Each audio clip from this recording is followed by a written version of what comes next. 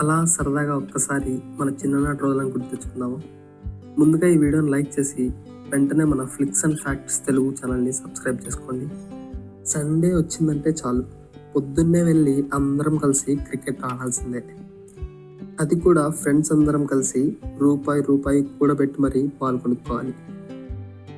ఇంకా ఆడి ఆడి అలసిపోయాక నీళ్లు తాగడానికి ఇంటికి వెళ్దామంటే అమ్మ తిరిగి ఆడుకోవడానికి పంపించేది కాదు, గుర్తుందా? కాబట్టి అక్కడే ఉండే బోరింగ్లో నీళ్లు కొట్టుకొని తాగేసి మళ్ళీ ఆడుకునేవాళ్ళం. అసలు ఈ కాలం పిల్లలు అలాంటి బోరింగ్ని చూస్తారో లేదో కూడా తెలియదు. ఇప్పుడంటే 500, 1000 రూపాయలు పెట్టేసినా సరే ఏదో సరదాగా ఆడేస్తున్నాం. కానీ అప్పట్లో గుర్తుందా, మేమైతే 10 రూపాయల బెట్టు మ్యాచ్కే రక్తాలు చిందించేవాళ్ళం. ఈ జనరేషన్ పిల్లలంతా ఫోన్లలో టెంపుల్ రన్ ఆడుకుంటున్నారు. కానీ అప్పట్లో మనమైతే గుర్తుందా, కరెంట్ షాక్ అని, అవుట్ ఈజ్ అవుట్ అని రోడ్ల మీద పరిగెత్తి పరిగెత్తి భలే ఆడుకునేవాళ్ళం. మేమైతే రోజు సాయంత్రం పూట ఆడేవాళ్ళం. అలా చిన్నప్పుడు పరిగెడుతూ పరిగెడుతూ మన ఫ్రెండ్స్తో కలిసి సరదాగా ఆడుకుంటుంటే రోజు ఎంత బాగుండేదో కదా. అలాగే కోతి కొమ్మచ్చి కూడా. మా ఊర్లో ఉండే గవర్నమెంట్ స్కూల్లో చాలా చెట్లు ఉండేవి.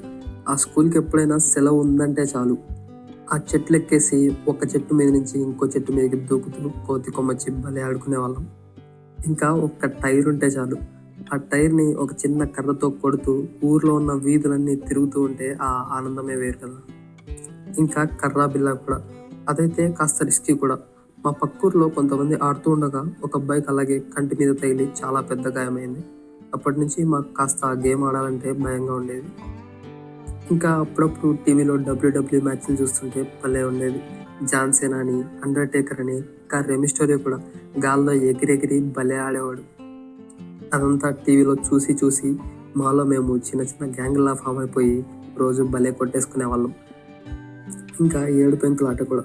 బాల్తో రాళ్ళను కొట్టాక వాటిని తిరిగి నిలబెట్టే లోపు ఆపోజిట్ టీం వాళ్ళు తిరిగి బాల్తో కొడుతుంటే వీపు వాచిపోయేది అసలు. ఇప్పుడంటే అందరూ యూనో కార్డ్స్ ఆడుకుంటున్నారు. కానీ అప్పుడు మేము కజిన్స్ ఎప్పుడు కలిసినా సరే రాజు, రాణి, మంత్రి, దొంగ అని పేపర్ స్లిప్స్ ఆడుకునే వాళ్ళం. నాకు ఇంకా గుర్తుంది, నాకు ఎప్పుడు దొంగకి స్లిప్పే వచ్చేది, అదేంటో. ఈ కాలం పిల్లలంతా డబ్బులు కట్టి మరీ స్విమ్మింగ్ పూల్లోకి వెళ్ళి ఈత కొడుతున్నారు. కానీ అప్పట్లో మేమైతే బావుల్లోకి దూకేసేయడమే. అదేంటో ఈత రాకపోయినా కానీ దూకితే ఆటోమేటిక్గా వచ్చేసేది. ఇంకా వర్షం పడిందంటే చాలు, పేపర్లతో చిన్న చిన్న బోట్లు ఇంకా కత్తి పడవల్లాగా చేసి ఆ నీళ్ళల్లో వదిలి ఆడుకునేవాళ్ళం. ఇప్పుడంటే అందరి చేతులలో ఫోన్లు ఉన్నాయి. కానీ అప్పుడు సరిగ్గా ఇళ్లలో టీవీ కూడా ఉండేది కాదు. ఇంకా ఎప్పుడైనా కరెంటు పోయిందంటే చాలు, అందరూ అలా బయటకు వచ్చి సరదాగా కథలు చెప్పుకుంటూ భలే ఉండేది. ఇంకా గోళీలాట, బొంగరంతో ఆడుకోవడం, ఇలా చెప్పుకుంటూ పోతే ఇంకా చాలా ఉన్నాయి.